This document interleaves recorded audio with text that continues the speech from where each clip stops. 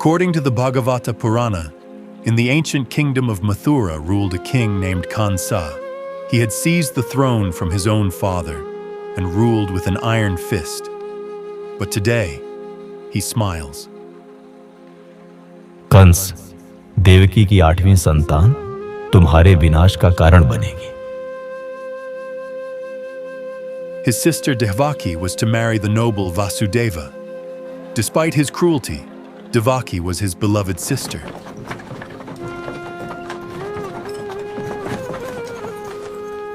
Kansa seizes Devaki and draws his sword. The terrified wedding guests fall silent. Vasudeva steps between them, pleading for her life. Blinded by fear, Kansa resolved to kill his own sister before the prophecy could ever come to pass. But Vasudeva begged for mercy. He reminded Kansa that the prophecy spoke not of Devaki herself, but of her 8th child. Then he made an extraordinary promise. Every child born to Devaki would be surrendered into Kansa's hands. Kansa considered the offer. He would spare Devaki's life. But from that moment onward, both she and Vasudeva became prisoners beneath the palace. One by one, 6 children were born and were taken, 6 lamps for 6 souls, and the prophecy crept closer.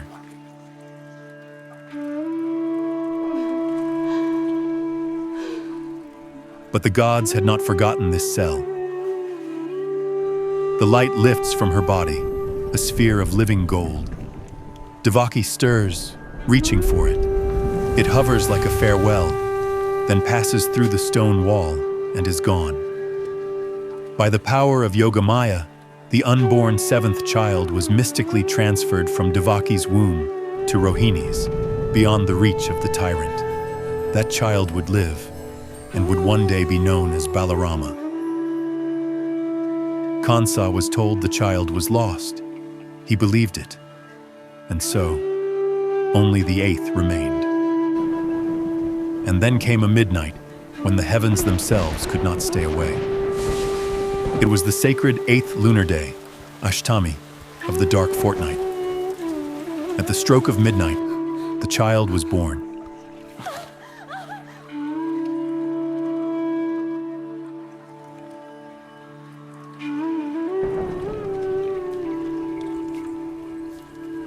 तुमने कभी दिव्य संतान के लिए प्रार्थना की थी।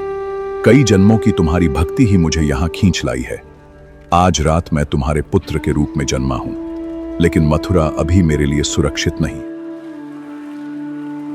मुझे यमुना पार गोकुल ले चलो। वहां यशोदा ने आज रात्रि एक शिशु को जन्म दिया है। उसके शिशु को ले आओ और मेरे स्थान पर उसे छोड़ आओ। अब प्रस्थान करो। मार्ग स्वयं तुम्हारे लिए खुल जाएगा।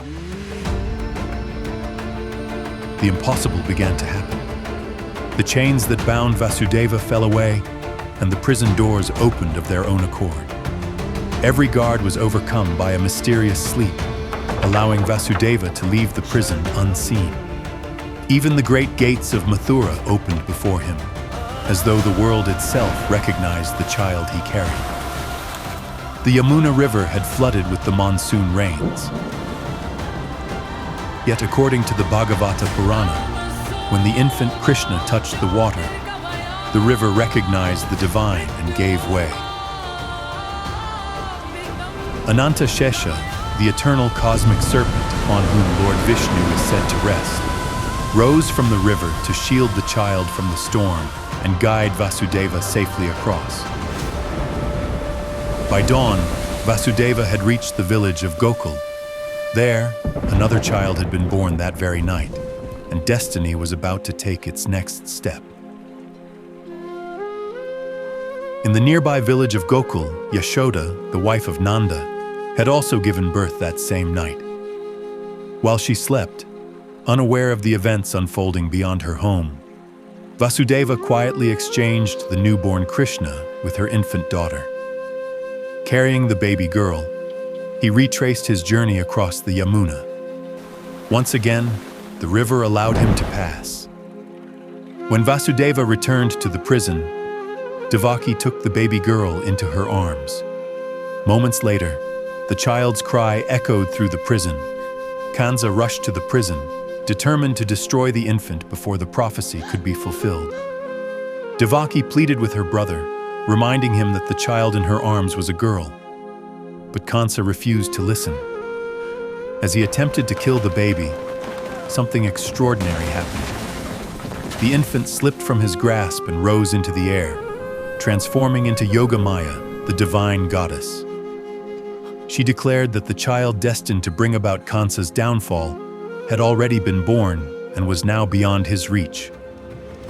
In an instant, she vanished, leaving Kansa shaken by the realization that, despite all his cruelty, he had failed to escape the prophecy. The child whom Hindu tradition reveres as Lord Krishna had begun his earthly journey among humble cowherds. The tyrant would search. The world would wait.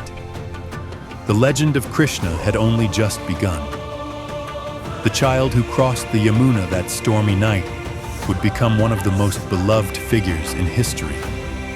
Each year, millions celebrate his birth during Krishna Janmashtami, marking the midnight he is believed to have been born in Mathura.